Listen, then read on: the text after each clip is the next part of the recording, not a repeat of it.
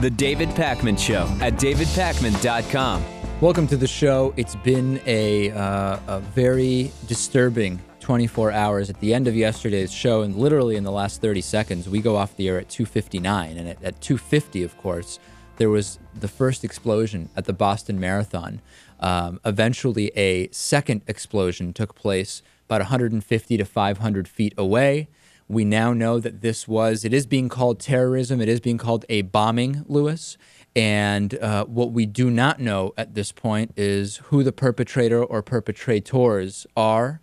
And a lot of information is still missing, but that is the reality. We first found out about this literally as we were going off the air, and it blew up, of course, into the international news story that now most of our audience has probably already heard about. No doubt, yeah. Video of the explosion from the finish line we have here for you.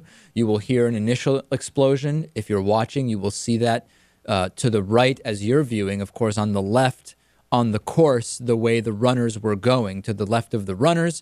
And then about 15 seconds later, there will be a second explosion, which is just down the block. This is the best vantage point I've found so far of what went on. The first explosion. As you can see people starting to turn.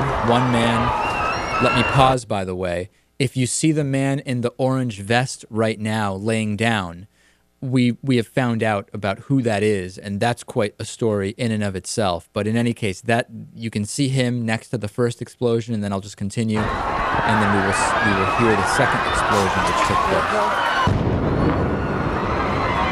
There is the second one further away, and you can just barely see it.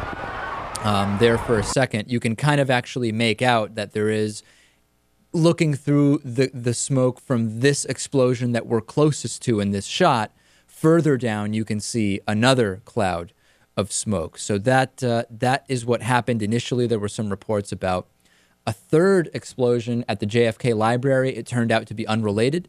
3 fatalities as of right now, closing in on 200 injured. I think 176 was the last official number I heard, Lewis, and that climbed steadily overnight. A couple of things about media coverage.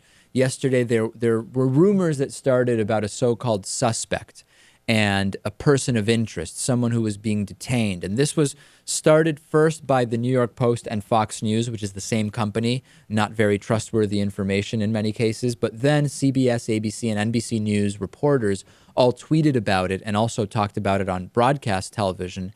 And what it appears to have been is that there was a man who was injured at a hospital, and he was a person of interest. He was being spoken to, but he is not being considered a suspect as far as we know. That's the bottom line. You know, at the time, there was, of course, this rush to get information out, and unclear whether there was a distinction between person of interest and suspect. But that being said, the story right now is that there is no suspect.